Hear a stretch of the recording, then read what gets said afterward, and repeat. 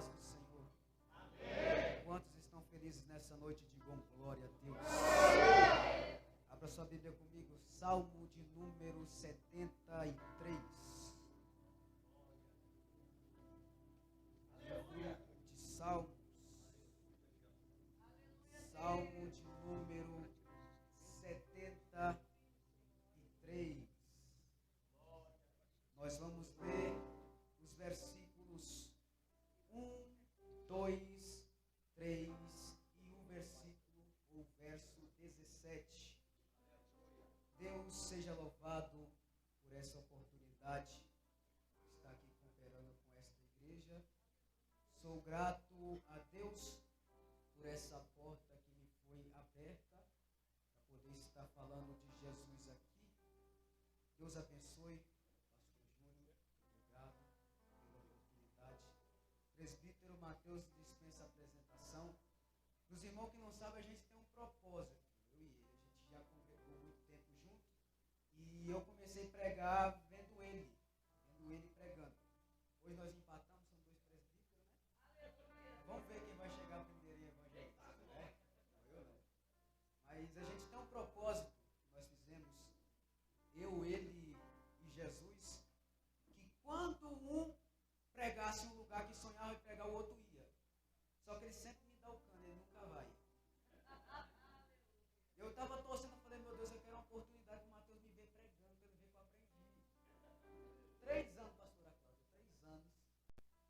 Eu ia ver ele pregar e ele não me via pregando. Mas hoje paga a conta, em nome de Jesus. Deus abençoe. Faça-me acompanhado do meu irmão Túlio, está ali sendo meu fiel escudeiro. Agora onde eu vou, ele vai comigo. Sempre bom.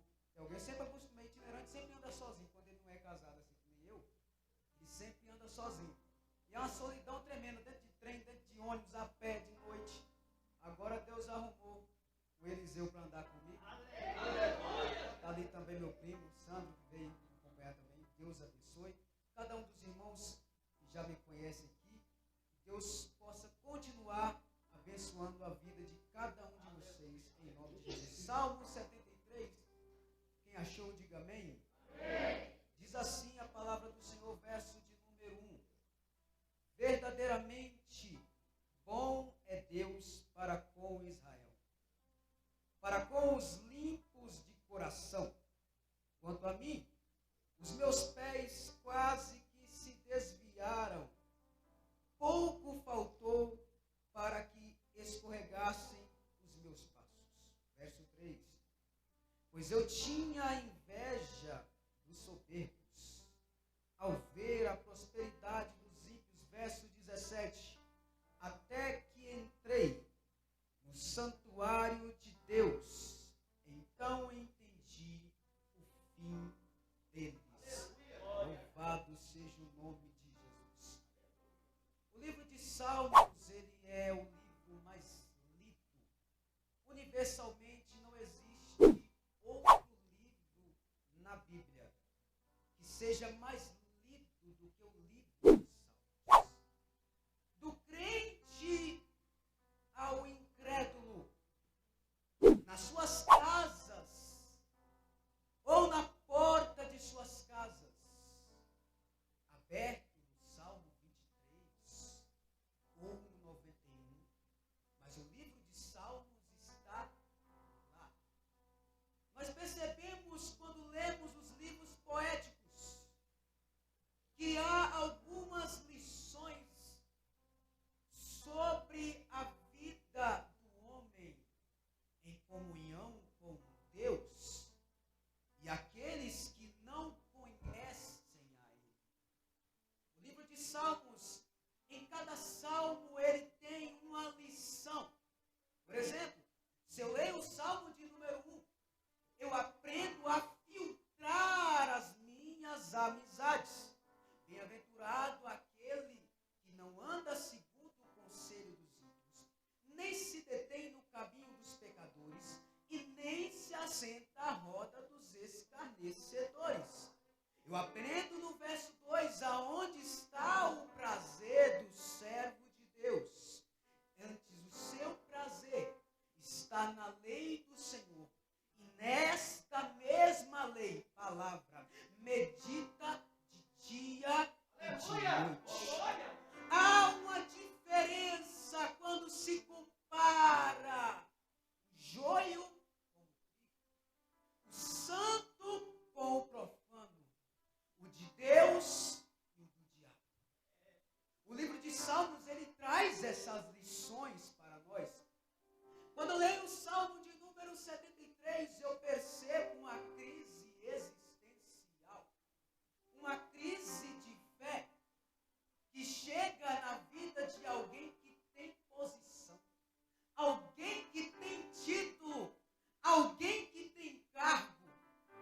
Bíblia nos mostra que Asaf, o escritor do Salmo 73, ele não era apenas alguém de linhagem levítica. Ele não tinha somente uma função de levita no templo, mas além disso, era compositor de salmos. Nós vemos que são 12 salmos, aproximadamente, atribuídos a Asaf. Além disso, antes de ser compositor, ele é maestro em Jerusalém. Ou seja, é alguém que entende de louvor, é alguém que entende de culto, mas não é isso que vai determinar se a crise não chegar. Tem gente achando que se você tem o título, a crise não chega. Se você tem posição, a crise não chega. O presbítero César prega, a crise não chega. Só que eu olho para a Bíblia e vejo a crise chegando na casa de Elias. O homem que orou, falou poucas palavras com Deus, as comportas do céu se abriram e o fogo desceu. Este mesmo homem, guerreando contra 850 profetas, era só um Elias. Só um Elias. 850 profetas. O mesmo Elias chega na porta do palácio e fala: Acabe, toma vergonha na tua cara, porque a casa de Deus é santa. Imagina, irmão, alguém ter autoridade de chegar na cara do rei, a maior autoridade política que tem. Não tinha ninguém acima de Acabe em Israel. Ele chega e manda exortação e vai embora. Só que chega um momento que a crise existencial chega até Elias. Como pode? Orou, caiu fogo do céu e agora está fugindo de uma mulher. Levará sobre de garacheia. A crise sempre chega, independente do grau de instrução. A crise chega para o letrado, mas ela também chega para o analfabeto.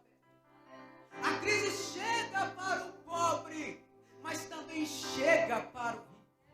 A crise chega para o inteligente, mas também chega para o leigo. Existem alguns tipos de crise que nós encontramos na palavra de Deus. Crises que atingem pessoas que carregam o peso de uma igreja nas costas.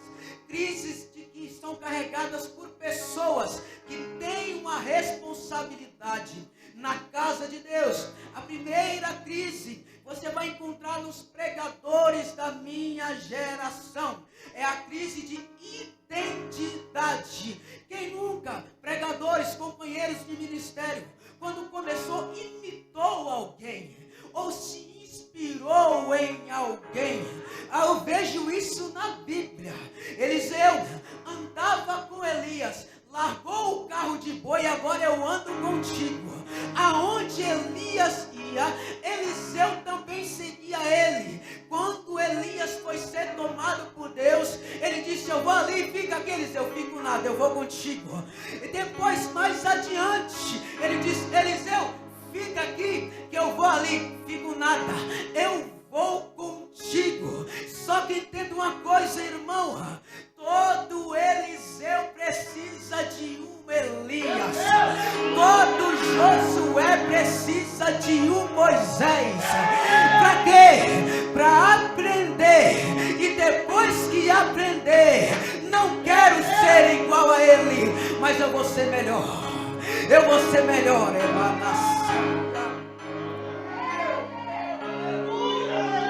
A crise de identidade é quando você não consegue localizar uma característica sua. Você olha Deus usando alguém de uma forma, e você olha Deus usando outra pessoa de outra forma. E quando você olha para si, você pensa: Deus usa ele daquele jeito, Deus usa ela daquele jeito. E eu, como é que Ele usa? E você começa a tentar procurar as tuas características nos outros. Isso é crise de identidade. Só que Deus, Ele não chamou ninguém para ser cópia autêntica. Deus não chamou ninguém para ser xerox de pregador. Deus não chamou ninguém para que quando Ele chegar e falar, nossa, mas prega igualzinho o presbítero Mateus. Não, não, não.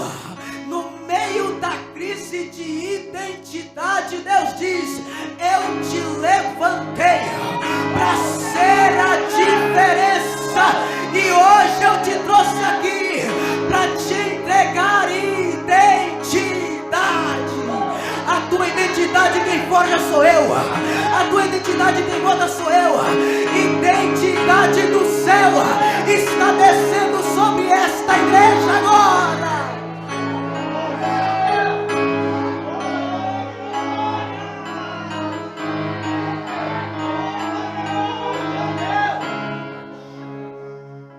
Segunda crise. A crise emocional. Quando a crise emocional chega, você vai perceber que a razão ela é tirada. Você nunca vai ver alguém com emocional abalado agindo conforme o correto. Quando o emocional é abalado, você não consegue pregar direito. Você não consegue cantar direito. Já teve dias de eu ir pregar com esboço em cima do púlpito. Fui pregar, errei. Fui cantar, esqueci a letra. A semana inteira escutando o hino e no dia de cantar eu errei. Crise emocional não alcança somente quem está na nave da igreja. Crise emocional também alcança quem está no púlpito. Crise emocional também alcança Moisés. Quando Moisés vê a situação complicada, o povo murmurando contra ele, ele fala, eu não parei esse povo não, Senhor, me mata. Mata Moisés, mas não mata a igreja. A crise emocional tem gerado suicídio no meio da igreja. A crise emocional tem gerado depressão dentro da casa de Deus. Quantas pessoas estão desistindo, falam agora eu não quero ser mais crente. Crise emocional. A terceira crise que alcança aqueles que estão à frente. A crise espiritual. Cada uma delas tem uma sequela que ela deixa. A crise de identidade, você não sabe nem quem você é. A crise emocional, você não consegue se concentrar. A crise espiritual, você não consegue mais dobrar os joelhos para orar. Como que alguém vai conseguir dobrar os joelhos com as emoções abaladas? A situação complicada. A vida espiritual lá embaixo. Só que neste momento eu me lembro da oração de Abacuque. Ainda que a figueira não floresça, que não haja fruto na vide, e que o produto da oliveira minta, todavia, entretanto, porém, mais me alegrarei no Senhor, exultarei no Deus da minha salvação. O que é isso? São 3 tipos de crise, alcançando vários tipos de pessoa, mas sabe o que estas crises têm em comum? São 3 diferentes, mas o remédio é um só: servir a Jesus Cristo de Nazaré. Aonde a crise chegou, Jesus chega e fala: vai embora. Quem entra aqui sou eu. Quem manda aqui sou eu. Jesus está entrando na tua casa e mandando a crise sair pela porta.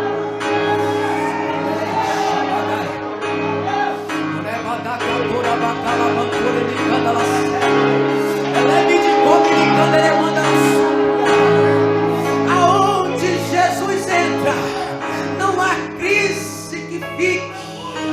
Aonde Jesus entra, a crise bate em retirada.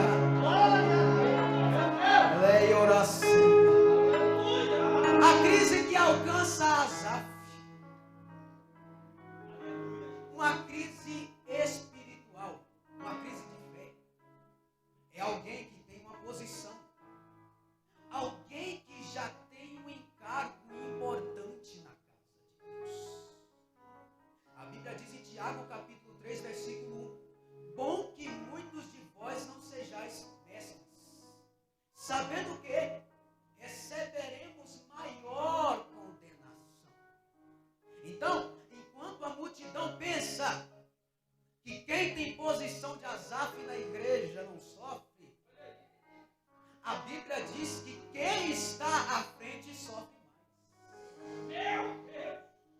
Porque ele carrega o seu próprio peso, e o peso que não é dele. Já viu, irmão? A gente que é crente, a gente sofre lá fora. Você passa na rua, o povo fala: ora por mim. Você chama: vem para a igreja. Diz: vou não, tem tempo não.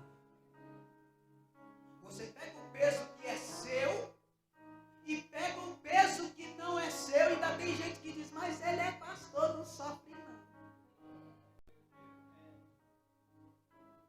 Quem está à frente como Asaf estava, também está sujeito às mesmas crises. E a crise de Asaf, ela vai gerar um questionamento. A segunda coisa em comum entre as crises é: elas geram dúvida, ou são geradas pela dúvida. O Salmo 73 ele é um salmo contemplativo, ou seja, é um salmo onde é observada uma situação, e ao ser observado chega a uma conclusão, e a conclusão que é chegada não é favorável àquilo que Asaf esperava, porque ele olha da seguinte maneira: eu estou servindo a Deus e passo por dificuldade, mas o meu vizinho não serve e eu só vejo ele prosperando. É aquela famosa inveja santa. Eu nunca vi isso não, irmão. Aquele ditado que diz: a grama do vizinho é sempre mais verde do que a nossa. Você serve a Deus, você não falta um culto, você faz tudo o que é necessário, ora, jejuma, se consagra, lê Bíblia, estuda, busca, e só vive devendo. Aí você olha alguém que é um pé lá, outro cá, está igual a igreja de Laodiceia, mas você vê todo o culto, é um terno diferente. E talvez tenha alguém que nem na igreja vem, mas de 6 em 6 meses troca de carro. E você não consegue nem arrumar o que tem. Quando se faz uma análise dessa situação momentânea, o que parece em nossa conclusão é que a justiça de Deus não funciona. O problema de Asaf era querer justiça e não ver ela chegando.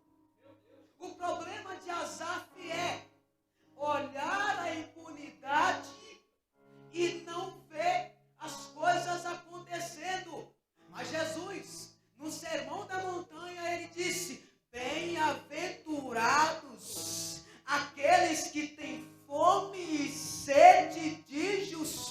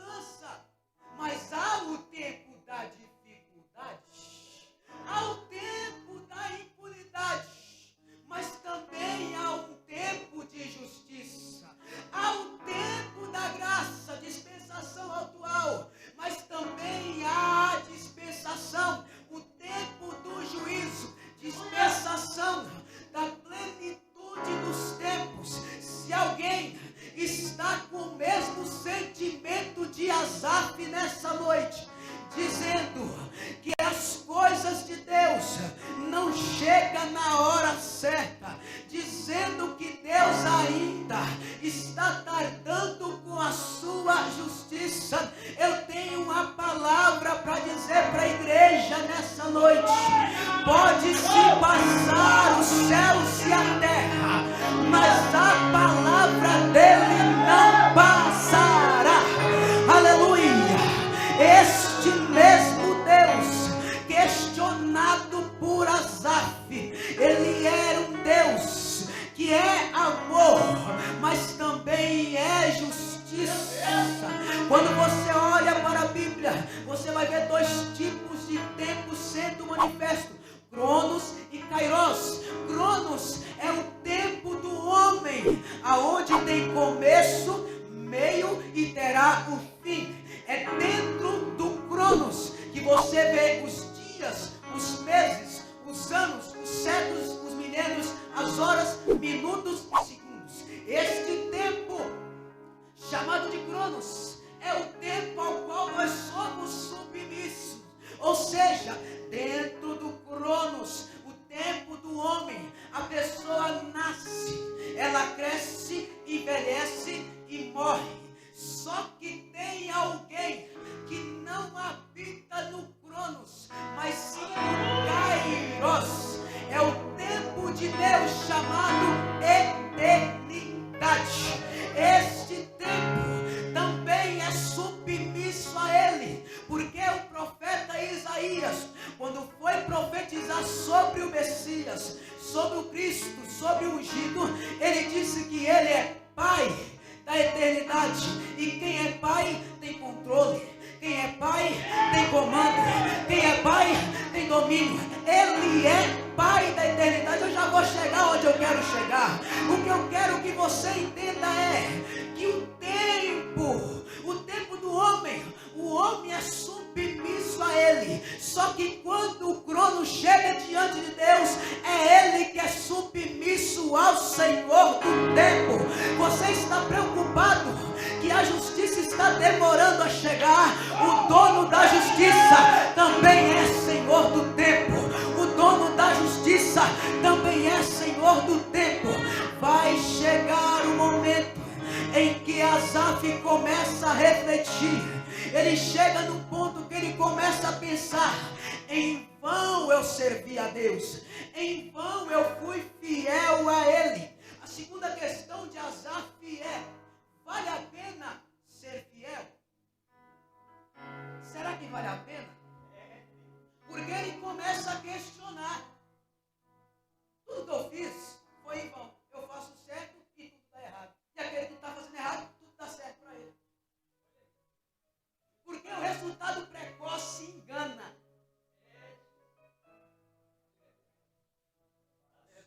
Aleluia! Tem gente se rebelando dentro da igreja. Meu Deus! Ele sai da igreja, abre outra na frente da igreja.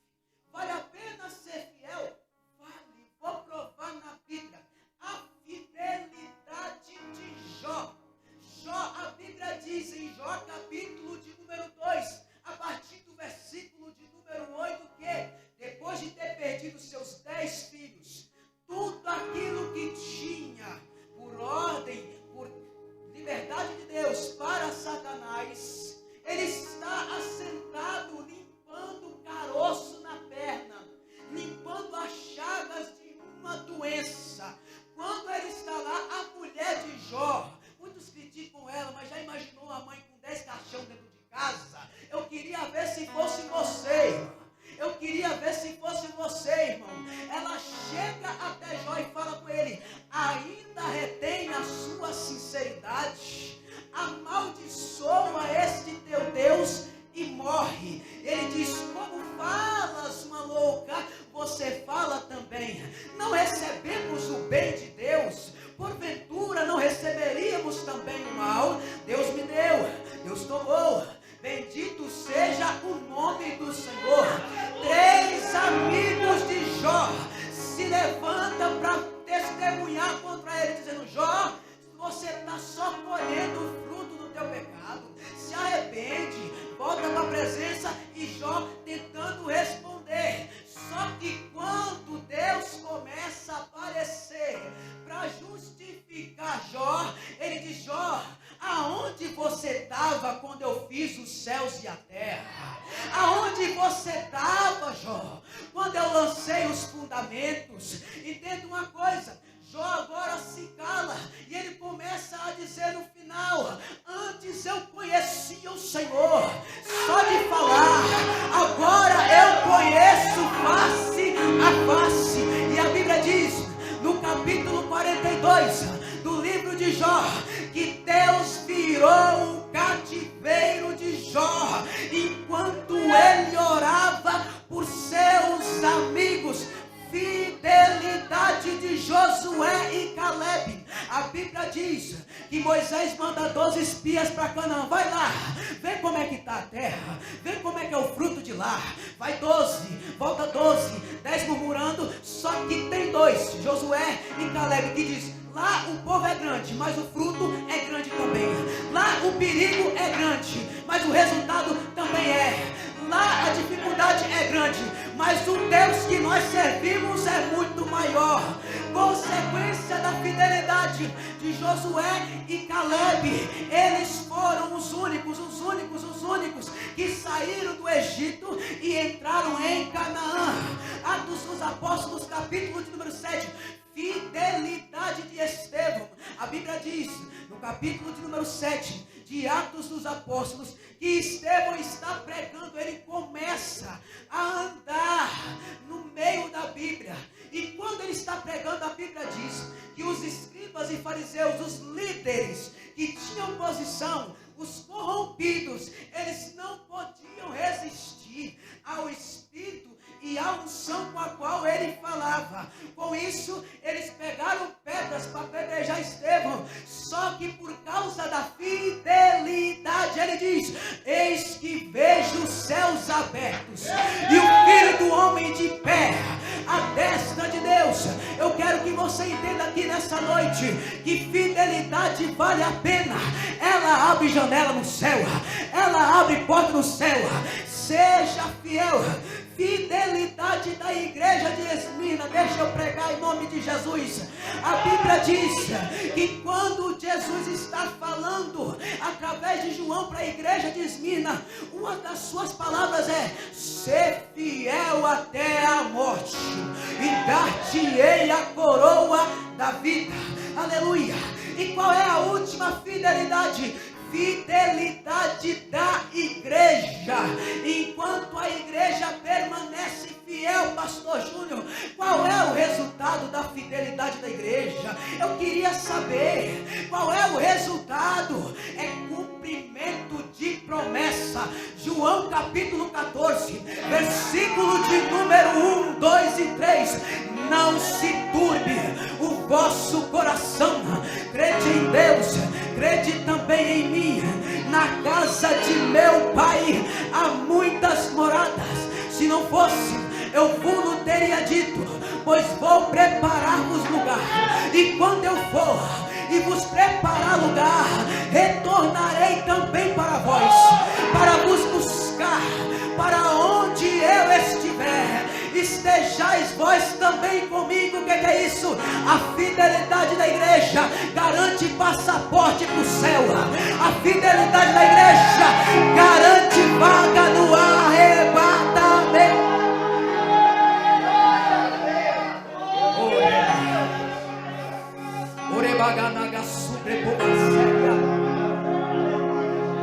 Fidelidade vale a pena. E quando a Asaf descobre isso. Versículo de número 17. Até que entrei no santuário de Deus, então entendi o fim de Deus. Quando Asaf descobre o resultado, esse resultado ele descobre dentro da casa de Deus. Toda dúvida é tirada quando se conhece a verdade. João 8:32. A Bíblia diz no capítulo 8 de João, versículo de número 30, Jesus está pregando, testificando da autoridade de seu testemunho. E a Bíblia diz no versículo 30 que enquanto ele pregava, muitos que ouviam, criam nele. Aí no versículo de número 31, ele diz, aos judeus que criam nele, se a minha palavra permanecer em vós, ou se vós permanecerdes na minha palavra, verdadeiramente, ausência de dúvida, verdadeiramente sereis meus discípulos. E o que mais? E conhecereis a verdade, e a verdade vos libertará. E qual é essa verdade? João capítulo 14, versículo 16. Eu sou o caminho, eu sou a verdade, eu sou a vida. Perceba que Jesus ele se manifesta como resposta para cada tipo de situação. Eu vou provar na Bíblia. Se você está perdido, ele é caminho. Se você está em dúvida, ele é verdade. Mas você diz, morreu a minha esperança, morreu a minha fé, morreu tudo aquilo em que eu acreditava, os meus sonhos, presbítero Mateus, se acabaram e agora ele é a vida. Aleluia! Não existe pergunta sem resposta para Jesus. Não existe situação sem resultado favorável diante de Jesus. Como é que eu vou descobrir a verdade no tempo? Entra, passa para o lado de dentro. Como é que eu vou descobrir a verdade? Leia a palavra. Eu estava falando com meu irmão antes de vir para cá. Ele vai começar a pregar mês que vem. E eu falei com ele o resultado. Eu falei para ele o seguinte. Eu falei, eu tenho uma dica para te dar. Quer sucesso na pregação? Prega a Bíblia. Não enche linguiça no púlpito. É Bíblia. Porque Asaf só descobriu a verdade quando ele se encontrou com Deus da verdade. Antes da verdade, existe a mentira. E desta mentira o pai é o diabo. Só que quando eu conheço Jesus, a mentira é aniquilada. A dúvida, as crises são lançadas na lata do lixo. Porque aonde a verdade chega, a mentira tem que sair. Aonde o Deus do céu chega, principado, potestade tem que sair. Aonde o Espírito Santo chega, não há espaço para demônio. Aonde Jesus entra, ele garante o resultado.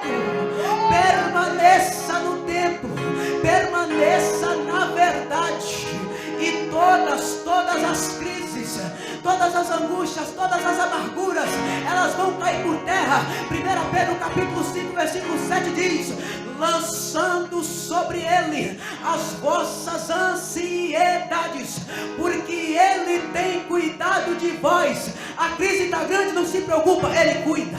A dificuldade está grande, não se preocupa, ele cuida. Ele cuida, ele cuida. Ele cuida. Esta igreja só está com as portas abertas porque tem alguém sentado no alto e sublime trono dizendo: eu estou cuidando, eu estou zelando, eu estou cuidando, eu estou zelando. É Ele que cuida. Deus continue abençoando essa casa, essa igreja. Ele me trouxe aqui para dizer que Ele cuida. Não se preocupa com o resultado, não, porque é Ele quem garante o final.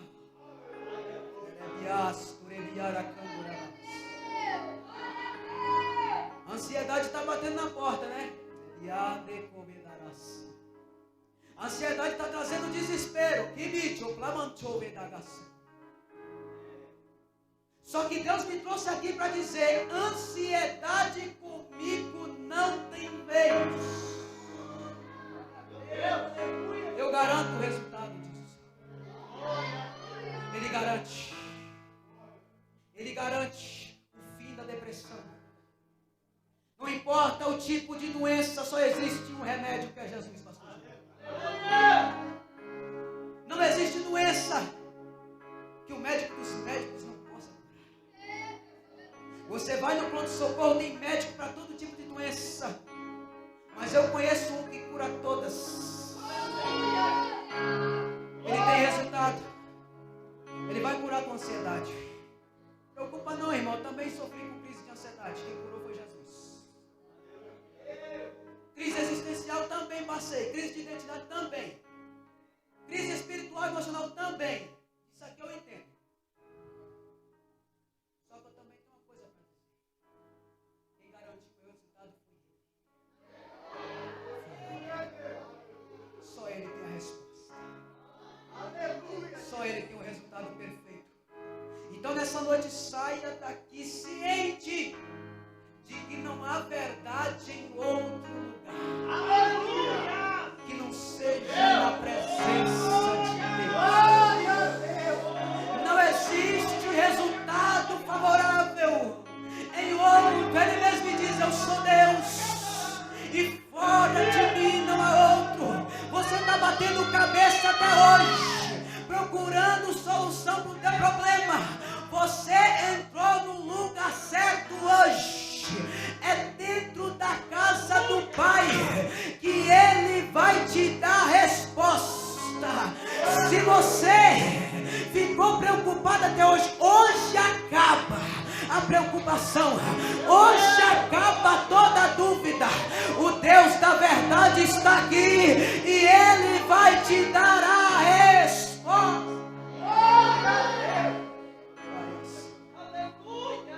Deus abençoe a igreja.